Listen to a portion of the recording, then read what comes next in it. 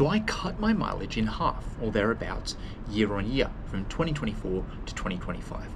And I still got really good results. So that's what this video is about. It's about how I changed my training to run less, and how I'm still on track to run my fastest ever. So if that sounds good, then stick around. And if you like what you see, then subscribe. That's the deal.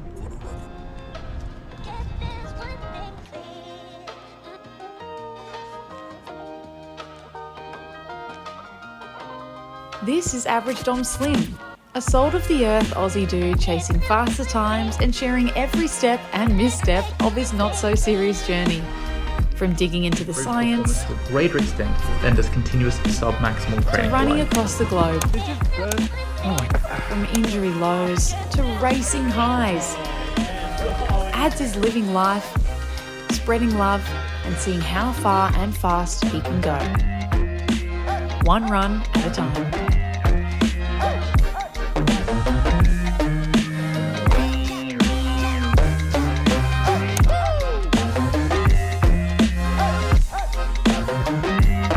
So I'm Average Dom Slim. I'm an average runner just like you, trying to see how much I can improve. Now I've done 5 half marathons. The first was back in 2021, before I trained. Then I started training properly at the end of 2022. And I ran my second half in 2023, and in 2024 my third and my fourth. At this stage, each was faster than the last. And then I got a stress fracture, and essentially I took a year to recover and build back up. Now a few weeks ago, I ran my 5th half marathon, and my second fastest time ever. Now based on my new training, many people didn't think that I would be back close to my best, and that's by no means a dig at anyone. It's just simply a validation of perhaps how surprisingly effective my new training is, allowing me to run less mileage, less intensity even, but to do it smarter to still get results. So why train like this, or why change my training, you ask? Well, for one, because being injured sucks. And I don't ever want to take such a prolonged break from this sport that we all love ever again. And I hope that by training more conservatively, I can reduce my risk of injury, and by doing so, actually run more. Secondly, I have a full-time job, I have a YouTube channel, and now I have a beautiful little family. And with training on top of that, I simply can't run unlimited kilometers per week. For 3, I want to stay hungry, stay motivated, and stay in love with running. Before the marathon in 2024, I was on the verge of falling out of love with running. I was just doing too much, and at times it became a burden. But now I've reconnected with running, and each run feels like a joy again. So let me take you through how my training has changed. Now each year, my training has been pretty much completely different. But let's just focus on 2024 and 2025, pre and post Stressy. Now both of these years, they only relate to a 6-month period. In 2024, I ran something like 100 kilometers a week for the 6 months leading up to my injury. Maximum 120 kilometers in a week, and that was 8 runs. My average half marathon time over 2 races in that period was 1:13:01. Compare that to 2025. My average weekly mileage in the equivalent 6 months was around 60. That's only 56% of the mileage. Maximum 83 kilometers in a week, and that's 5 runs per week. Average half marathon over 1 race, 1:12:56.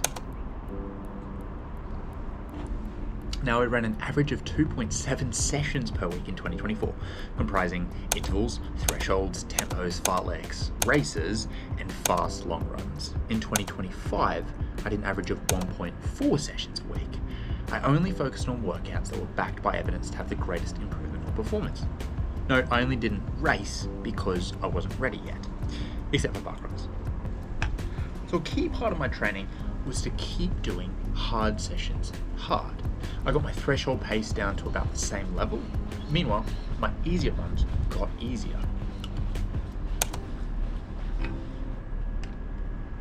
Now I also do a bunch of cross training. In terms of gym, I did an average of 2 sessions, 50 minutes each, across both years. Not much change there, although it's worth noting that I now do a tremendous amount of single leg stuff because I think it benefits my running. Bike!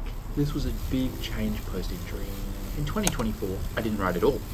And in 2025, I rode 2 hours per week. This is something I introduced to supplement my mileage in my new training. As for eating and sleeping, stayed the same. And nothing else changed. Oh, I mean, I became a dad in 2025. That's just wonderful. Suffice to say, my new training is a lot more conservative. I did way less running in the first half of 2025 than the previous year, and yet I reached within a minute 14 of my PB. Now this has put me on the perfect trajectory. In Melbourne, in October, I'm gonna run a half marathon PB with this same new training. I just am, okay? So let's just recap some of the pillars of my new training. Higher mileage is not necessarily critical for the half marathon distance and shorter, especially when you can supplement with non-impact cross training like the bike. Less sessions can still be effective and prevent from injury, but you gotta go hard on these sessions. I think I smashed every interval session and every threshold session.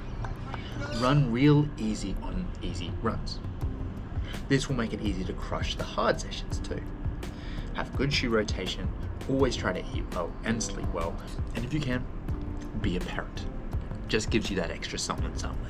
So through this next period, I'm not going to change much.